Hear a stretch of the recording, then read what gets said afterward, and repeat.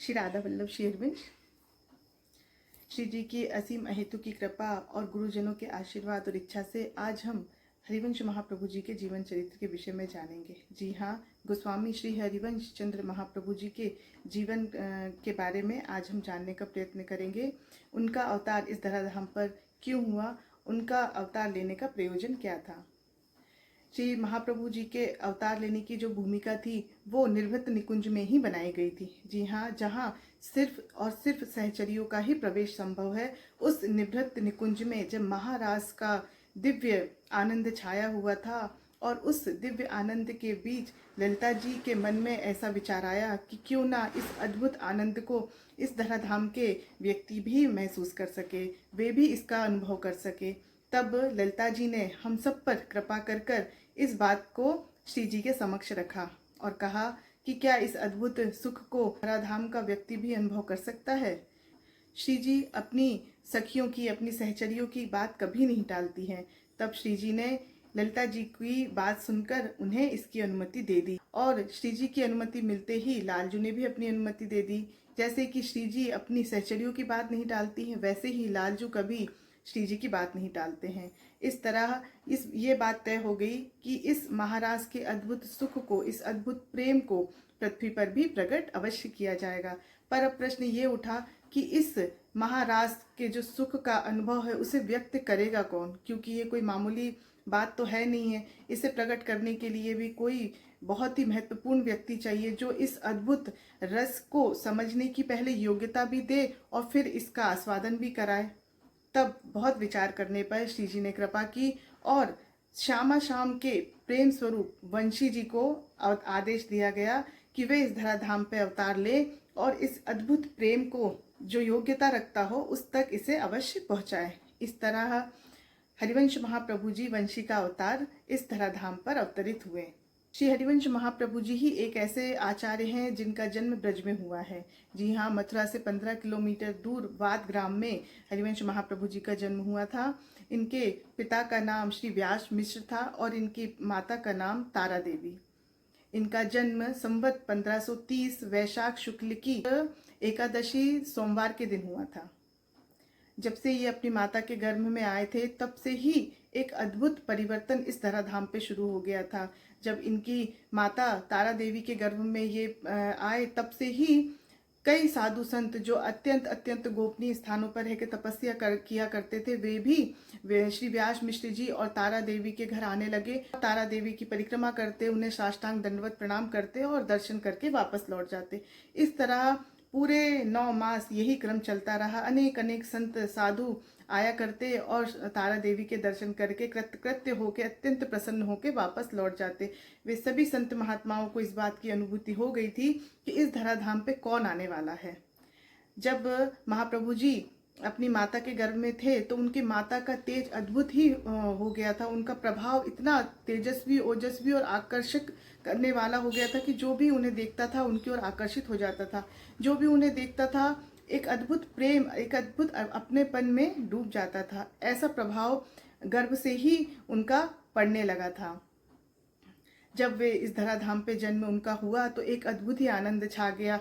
जो सूखे कुएं थे उनमें भी पानी हो गया, बंजर जमीनों में हरियाली छा गई, सूखे पेड़ हरे भरे हो गए, चारों तरफ आनंद ही आनंद छा गया।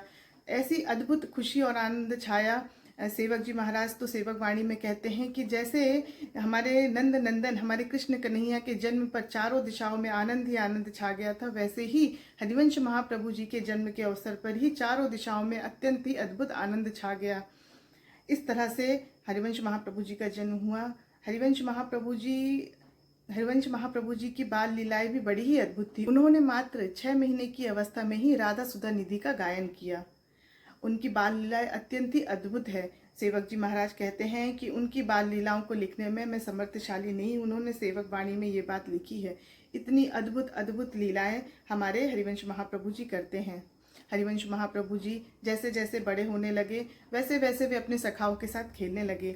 एक दिन की बात है, वे अपनी सखाओं के साथ खेल रहे थे और उन्होंने खेल खेल में एक सखा को कृष्ण और एक सखा को राधा का स्वरूप धारण कराया। और उसी समय उनके पिता श्री व्यास मिश्र जी अपने घर में अपने ठाकुर जी की सेवा कर रहे थे। तो वो देखते हैं कि सेवा करते करते जब उन्होंने देखा तो वो ये देखते हैं कि जो राधा जी का श्रृंगार था वो लाल जी के ऊपर है और जो लाल जी का श्रृंगार है वो राधा जी ने धारण कर रखा है। तब व्यास मिश्र जी को बड़ा ही ताजुब हुआ। उन्होंने ये विचार किया कि शायद अब मेरी उम्र हो गई है तो मैंने गलती से इस तरह से श्रृंगार कर दिया है। तब उन्होंने पुनः श्रृंगार किया, राधा जी को राधा जी का श्रृंगार कराया और कृष्ण जी को कृष्ण जी के स्वरूप में सजाया। और थोड़ी देर बाद जब वो पुनः देखते हैं तो पुनः यही देखते हैं कि वो राधा कृष्ण का श्रृंगार आपस में बदल गया है। अब तो उन्हें बड़ा ही ताजुब हुआ कि ये क्या हो रहा है। उसी समय बाहर से आवाज आती है, जय हो जय हो। बाहर आकर देखते हैं कि हरिवंश महाप्रभु जी अपनी सखाओं के साथ खेल रहे हैं और खेल खेल में उन्होंने राधा कृष्ण की झांकी बना रखी है और झांकी में उन्होंने जो गौर वर्ण के जो उनके सखा थे उन्हें कृष्ण बना रखा है और जो श्याम वर्ण के सखा थे उन्होंने राधा बना रखा है।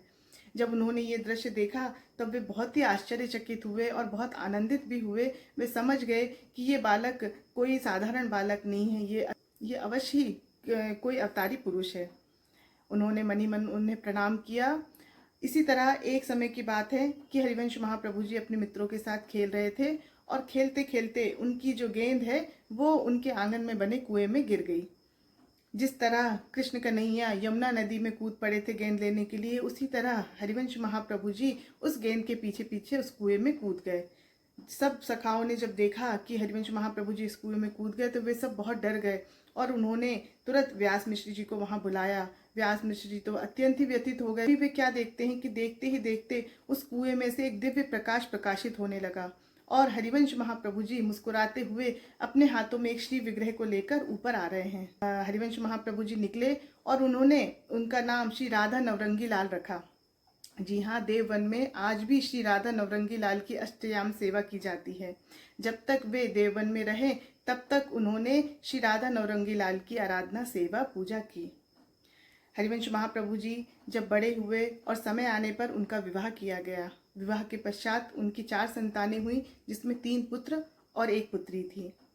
उनका पालन पोषण और निर्वाह करने के बाद 34-35 की उम्र में हरिवंश महाप्रभु जी के हृदय में अत्यंत ही व्याकुलता हुई श्रीधाम वृंदावन जाने के लिए। तब उन्होंने अपनी पत्नी से इस बारे में कहा कि क्या आप हमारे साथ चलना चाहती हो।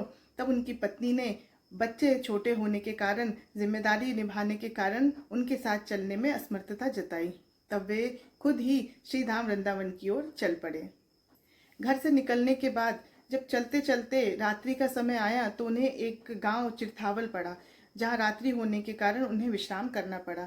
वे वहां विश्राम कर रहे थे और उसी स्थान पर श्री जी ने उन्हें स्वप्न में दर्शन दिए और उन्हें गुरु मंत्र प्रदान किया। जी हाँ, श्री हरिवंश महाप्रभु जी की गुरु श्री किशोरी जी ही थी। वे उनकी इष्ट भी थी और उनकी गुरु भी थी।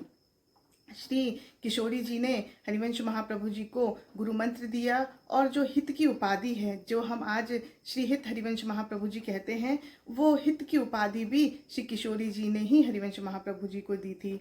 हित का मतलब होता है प्रेम और ये सच भी है कि हरिवंश महाप्रभु जी श्यामा श्याम का प्रेम स्वरूप ही हैं, जो इस धराधाम पे हम सबको सुख देने के लिए अवतरित हुए हैं। और ये आदेश दिया कि इसी गांव में एक ब्राह्मण रहते हैं जिनके पास मेरा श्री विग्रह है। आप सुबह उनके पास जाइए और उन श्री विग्रह को अपने साथ श्री धाम वृंदावन की ओर लेके प्रस्थान करिए। इस तरह श्री जी ने उन्हें आदेश किया। तब सुबह हरिवंश महाप्रभु जी जागे यहाँ गए। जिस तरह हरिवंश महाप्रभु जी को श्री जी ने आदेश दिया था स्वप्न में, उसी तरह उस ब्राह्मण को भी श्री जी ने आदेश दिया था कि मेरे प्रिय हरिवंश महाप्रभु आएंगे जिन्हें आप ये श्री विग्रह दे देना। इस तरह उस ब्राह्मण ने सोचा कि अब ये श्री विग्रह हमसे दूर हो जाएगा तो उसे भी बड़ा कष्ट हुआ, क्योंकि वे भी कई पीढ़ियों से श्री राधा वल्लभ लाल की सेवा आराधना कर रहे थे। तब उसने विचार किया कि क्यों ना मैं अपनी पुत्रियों का विवाह इन महाप्रभु से कर दूं, जिससे कम से कम मेरी पुत्रियां तो इनकी सेवा अर्चना कर सकेगी। इस तरह उस ब्राह्मण ने हरिवंश महाप्रभु जी के सामने ये शर्त रख दी कि आप श्री विग्रह तो ले जा सकते हैं, पर आप मेरी इन दोनों पुत्रियों को भी स्वीकार करें।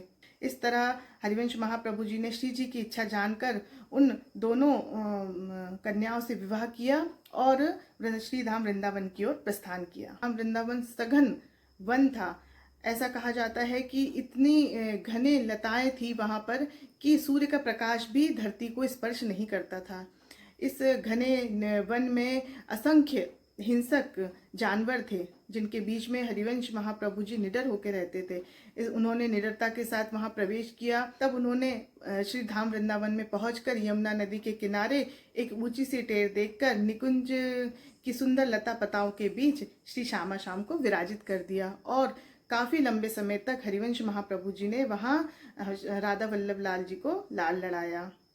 एक अद्भुत माहौल उस श्री धाम वृंदावन का हो गया। चारों दिशाओं में प्रेम और आनंद, सौहार्द ही सौहार्द फैल गया। इतने हिंसक पशु होने के बाद भी कोई आपस में हिंसा नहीं करता था, सब प्रेम से मिलजुल कर रहते थे। विजायती जानवर भी आपस में हिंसा नहीं करते थे। एक अद्भुत आनंद चारों दिशाओं में फैल गया। श्री धाम वृंदावन में जब तक महाप्रभु जी रहे तब तक उन्होंने किसी भी मंदिर का निर्माण नहीं होने दिया, क्योंकि वृंदावन का जो मुख्य तत्व है वे वहाँ की लताएं और वहाँ की रज, ये दो ही चीज़ है जो वृंदावन की मुख्य नींव है। और हरिवंश महाप्रभु जी बिल्कुल नहीं चाहते थे कि यहाँ मंदिर का निर्माण हो और ये सब लता पताओं को नुकसान पहुँचे। तभी उन्होंने ये शर्त रख दी कि जो भी श्री राधा वल्लभ लाल का मंदिर यदि बनाता है तो उसकी 1 साल में मृत्यु हो जाएगी। इसलिए काफ़ी बड़े बड़े राजा आते थे और वहाँ मंदिर बनाने की जिद करते थे, पर हरिवंश महाप्रभु जी की ये बात सुनते ही वे वापस लौट जाते थे। इस तरह उस सुंदर निकुंजों में ही हमारे राधा वल्लभ लाल जी ने काफ़ी समय तक विश्राम किया। हमारे महाप्रभु जी ने प्रेम की अद्भुत स्थापना की। उन्होंने राधा वल्लभ संप्रदाय की स्थापना की और प्रेम लक्षणा भक्ति का ज्ञान सबको दिया। जी हाँ, प्रेम सर्वोपरि है। यदि आपके हृदय में प्रेम है तो कोई दूसरे नियम की जरूरत नहीं है। आपके हृदय का प्रेम ही ठाकुर जी स्वीकार कर। यदि आपके हृदय में सच्चा भाव है और सच्चा प्रेम है तो ठाकुर जी उसे अवश्य ही स्वीकार करते हैं। ये बात हरिवंश महाप्रभु जी ने एक बार नहीं कई बार सिद्ध की है। हरिवंश महाप्रभु जी ने कई वाणी जी लिखी है जिनका पाठ करके हम आज भी इस अद्भुत रस का आस्वादन कर सकते हैं। हरिवंश महाप्रभु जी के बाद उनकी गादी पर सेवा के लिए उनके बड़े पुत्र श्री वनचंद्र महाप्रभु जी विराजित हुए और उन्होंने आगे की राधा वल्लभ लाल जी की सेवा का जिम्मेदारी ली। हमारी वाणी में तो इतनी शक्ति नहीं है कि महाप्रभु जी के जीवन चरित्र के या उनकी लीलाओं के या अद्भुत उनकी चरित्र के बारे में हम व्याख्या कर सके। प्रयत्न करेंगे कि कई ऐसी लीलाएं हैं और कई ऐसे अनुभव हैं जो महाप्रभु जी ने अपने जीवन काल में किए हैं। हम समय समय पर उनकी चर्चा अवश्य करते रहेंगे। यदि आपको ये जानकारी अच्छी लगी हो तो आप इसे लाइक करें और अधिक से अधिक लोगों तक इसे पहुंचाएं। जय जय श्री राधे।